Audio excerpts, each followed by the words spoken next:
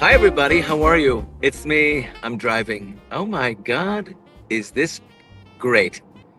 Yes, I'm driving down the 405 freeway in Los Angeles, California, known as a real pain in the ass. But once you get past Wilshire Boulevard, it starts to sail. And where am I going?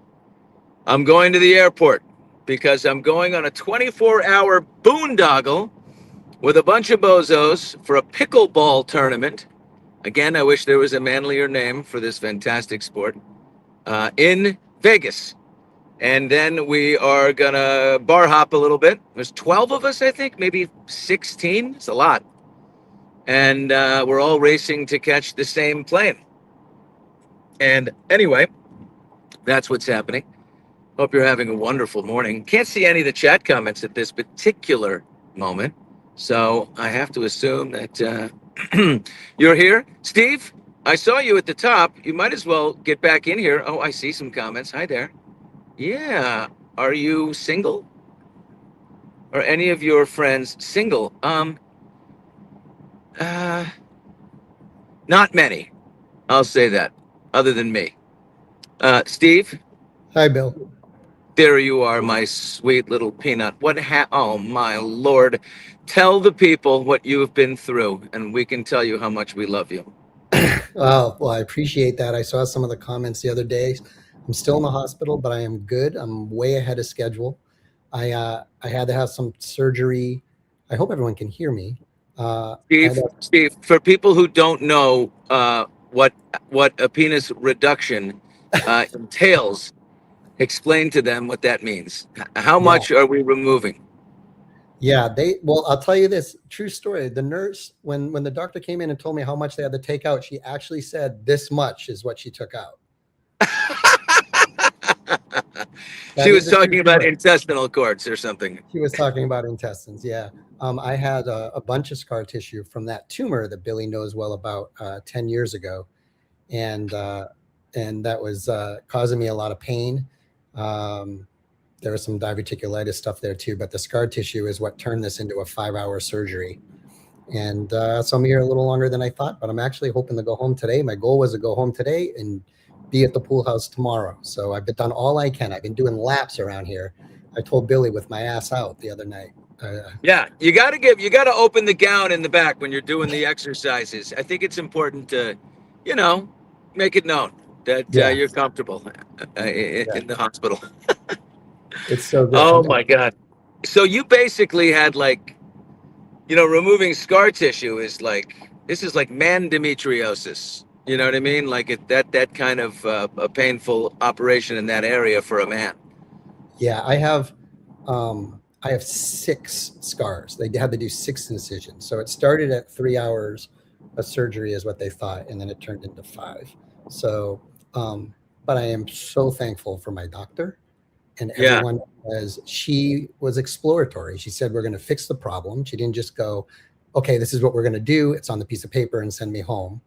She, there was all that extra time to try to get it right. So super That's thankful.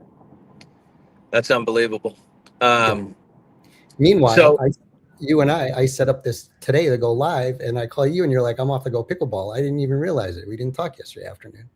I know I sprinkled that I would be possibly not doing this today, but and then I was like, well, let's just pop it in, see if we did this in Nantucket. Remember in the summer we did one Of day in course. Nantucket. So I figured, I got it mounted. I got the little mount in the car, and you know, here we go. A lot of traffic on the other side. People coming up the 405 north to go compete in the marketplace of Los Angeles, Beverly Hills, all that. They're all coming from Orange County area as I sail down to Los Angeles International Airport, unobstructed at this point. So Well, that's that's always amazing. nice. Traffic yesterday, Steve, was unbelievably horrible on Sunset Boulevard. I was trying to get to a board meeting, and it was like I was going to be late. Board meeting's at 5. I needed to shower before it, and it was bad. And I realized it's because of all the media. Uh, Right, of because course. Rob Reiner's house is just north of Sunset Boulevard, and so it's but close to Sunset. So there was so much media and chaos around there that it was standstill. So we had to go actually a long way around the other way. But everybody's really focused on what happened. Everybody's asked me, because I know Alan Jackson. How has Alan Jackson come to be the defense attorney for Nick Reiner? And I think that will be revealed in the coming days. People will learn that. No answer for you on that at this moment, but I do have my own thought. Rob Reiner was a very progressive political guy. His views were liberal. California is a death penalty state, but when Gavin Newsom came to office in 2019, he put a moratorium on on uh, on the death penalty.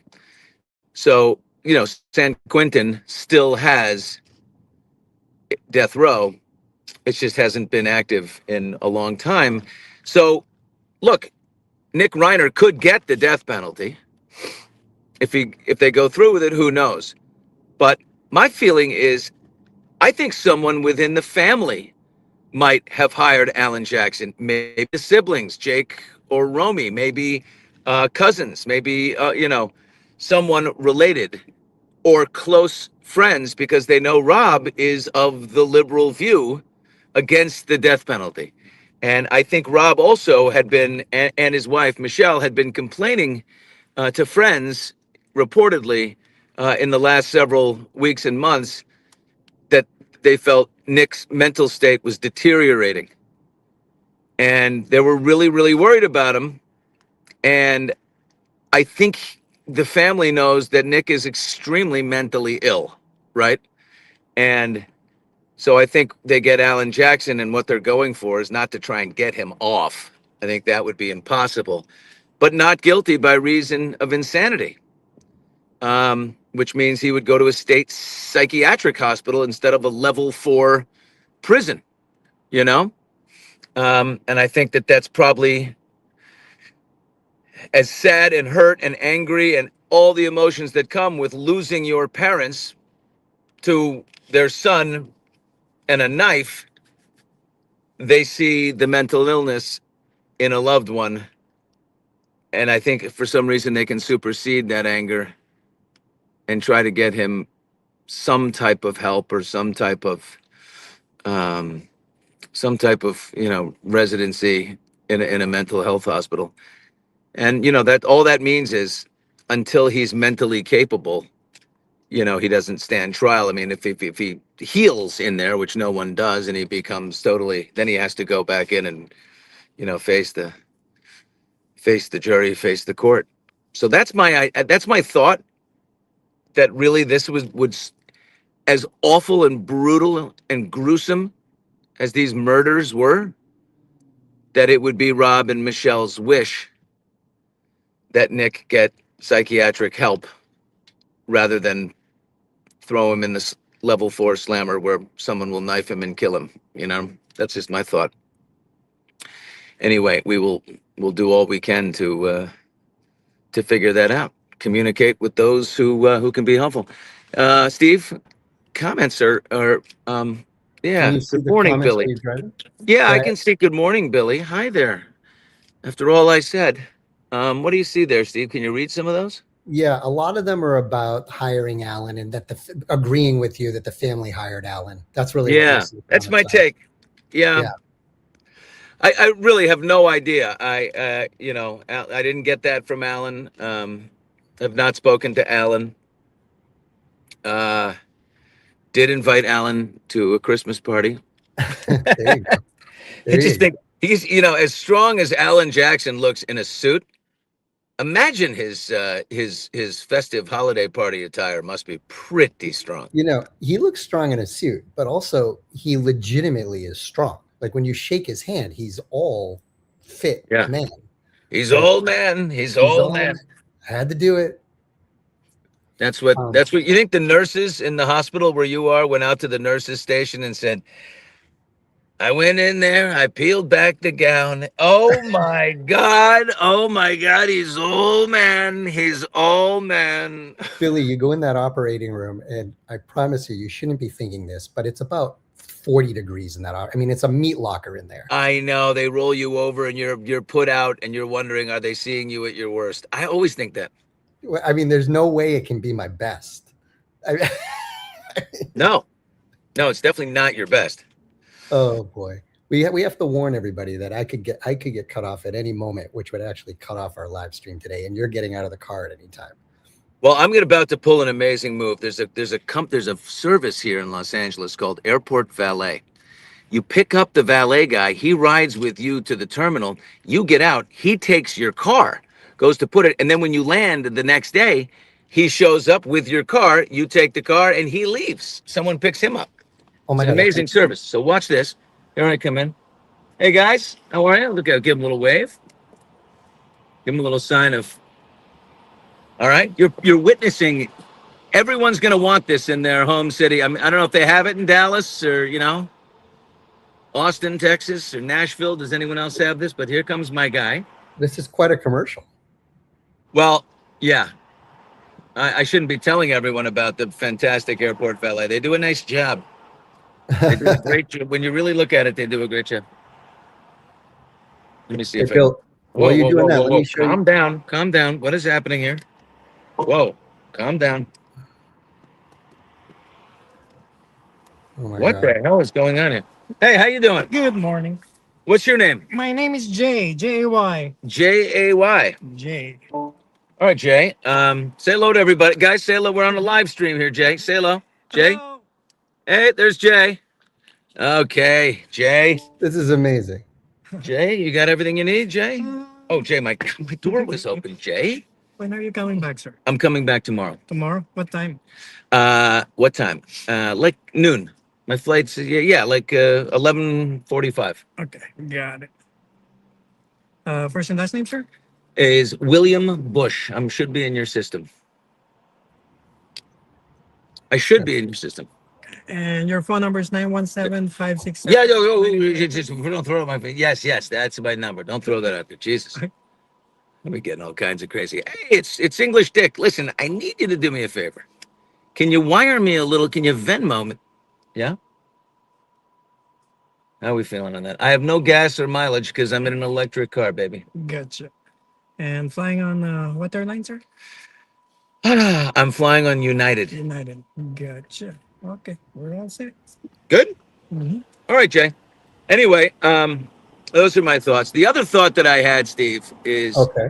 everyone's talking about this massive Vanity Fair profile. Yes, on the Vanity super Fair. stuff, right? Vanity Fair sat down with, whoa, crazy ass Uberman.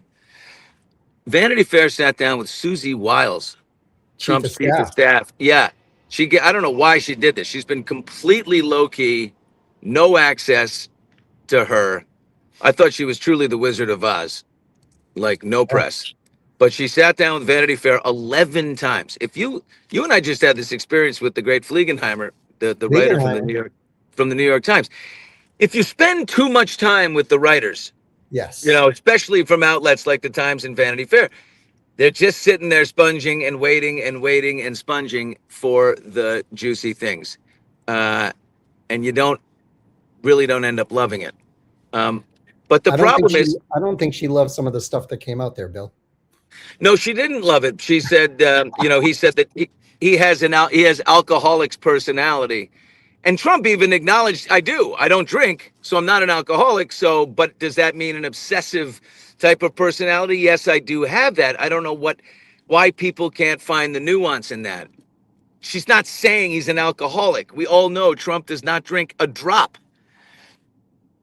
He comes up with all this craziness sober, which is even weirder. I mean, forget about that. So that's what surprises me. Like, it's not that big a deal. The biggest thing that they all pull out is the alcoholic's personality. And the fact that no one, sometimes people choose not to see the nuance so they can keep the drama going in the media. It's pretty clear what was intended. And she did say it. She doesn't dispute any of the quotes. But of course, there's Caroline Levitt out there going, Yeah. everything's out of context. Everything's out of context. The problem that we have, and I'm just going to say this one thing about Trump today. The problem we have is you don't know what's true. And the FBI says we foiled a terror attack on New Year's Eve. There's a voice in your head that says, did you? I mean, I hope so. Like, if Reagan had said it, we'd all been like, that's true. That happened. But is that a distraction from Epstein, from bombing Venezuelan boats, from, I don't know. I don't know. Everything that they say, you can't take at face value. It's just, there's been too much untruth. So that's the problem. I think we all sort of feel that, whether you don't know if what's being said to you, you can take for face value. And that is frightening, Well, right? it's totally frightening. And on that note, he's going to speak tonight. He announced on Truth Social, 9 p.m. tonight, he's going to talk. We don't know. They don't know what it's about as of right now. Tonight, I'm going to ramble. I'm going to ramble about a lot of things. I'm going to get distracted, squirrel. And I may take a deviation and go off for 6 minutes on Yule logs and why we have them at this time of year. Anyway, that's my thought. Jay, you have any thoughts on that, Jay? No comment. No comment from Jay. No comment from Nope. Jay. Talk to your publicist, right? Mhm. All right, we'll talk to his publicist. Billy, I think on that note, we should I'm end pulling this. up to the curb. Yeah, I'm pulling we up gotta to the end. curb. I got I love you. nurses who are looking at me. Thank you, Bill. I missed. Can I see a everything. nurse? Can we say hello to the nurse? I want to just thank her for a second. Hi. They went. Can they she went- hear me? No, they Oh. can't hear you. They're out. All right. Well, if you can hear me, thank you for taking care of our beloved Steve. We love I love Steve. And thank you for taking care of him. All right, let me go beat some middle-aged men in pickleball now, huh? And That's a thank you. manly thing to do. You beat middle-aged me in pickleball. I'm going to dream of pickleball and hopefully get out of here by the end of today. I'm going to do my laps so that we can figure out tomorrow. Thank You're you. a beautiful man, Steve. You look well. Bye, Thank you, everybody. Huggies. Sorry for the shorty. All right, Jay.